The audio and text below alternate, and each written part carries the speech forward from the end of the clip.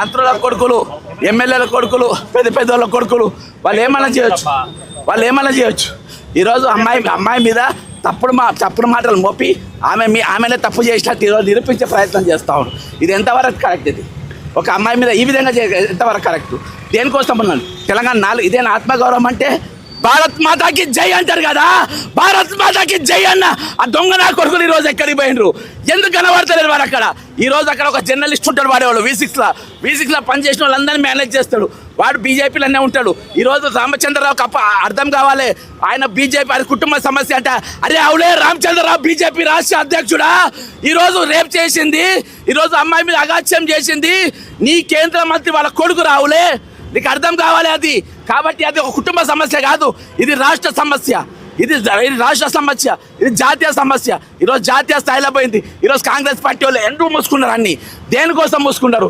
ఎందుకు మాట్లాడతలేరు? పొన్నం ప్రభాకర్ అంటాడు, ఇక మనం కూర్చొని కొడుకుని తీసుకొచ్చి తప్పు ఒప్పుకో అంటే ఇదేమన్నా ఏమి పేలాడాట ఆడుతుందా? ఒక నేరస్తుని ఎట్లా మాట్లాడతారు?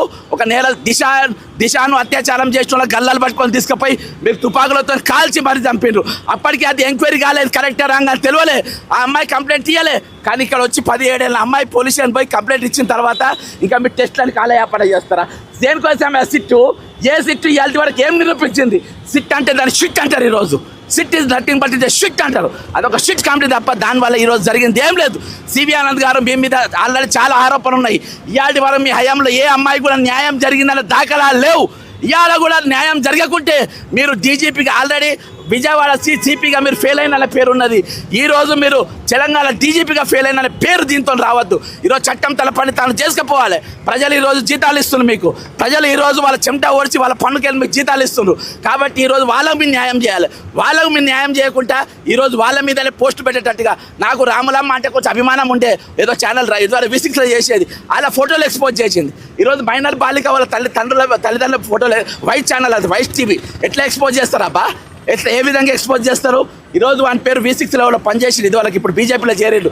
వాళ్ళన్ని సంగప్ప అనేటోళ్ళు, సంగప్పనో లింగప్పనో వాళ్ళందరినీ మేనేజ్ చేసి వాళ్ళు చర్చలు నడిపిండు.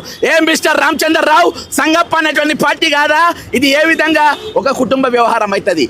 ఇది ఏ విధంగా ఒక పసి ప్రాణం యొక్క వ్యవహారం ఇది? దీనిలో ఎంక్వైరీ లేకుండా ఫస్ట్ వాడిని అరెస్ట్ చేయాలి, ఫస్ట్ వాళ్ళని జైల్లో పెట్టాలి. వాళ్ళని జైల్లో పెట్టిన తర్వాత ఎంక్వైరీ జరగాలి. ఎంక్వైరీలు, టెస్టులు దీనికోసమా? అరే 2 చట్టాలు తీయండి పై తెలంగాణలో 2 రాజ్యాంగాలు రాయండి. ఈరోజు పేదోళ్ళకు ఒక రాజ్యాంగము, గొప్పలకు ఒక రాజ్యాంగం అని పెట్టండి. హైడ్రా పేదోళ్ళ ఎగ్గుల కొడుతుంది, గొప్పల ఎగ్గుల కొట్టది. ఈరోజు పేద నేరస్తులను మీరు కాల్చి చంపుతారు, గొప్ప నేరస్తులను కాల్చి చంపరు. ఈరోజు 2 చట్టాలు ఇక్కడ నడుస్తూ ఉన్నాయి తెలంగాణలో, 2 రాజ్యాంగాలు నడుస్తూ ఉన్నాయి తెలంగాణలో. 4 రోజులకి వెళ్ళి మౌనంగా ఉన్నా ఇక న్యాయం జరుగుతుంది, అన్యాయం జరుగుతుంది. ఈ కేసులో కూడా న్యాయం చేయకుంటే ఎందుకే మీరు ఉన్నది?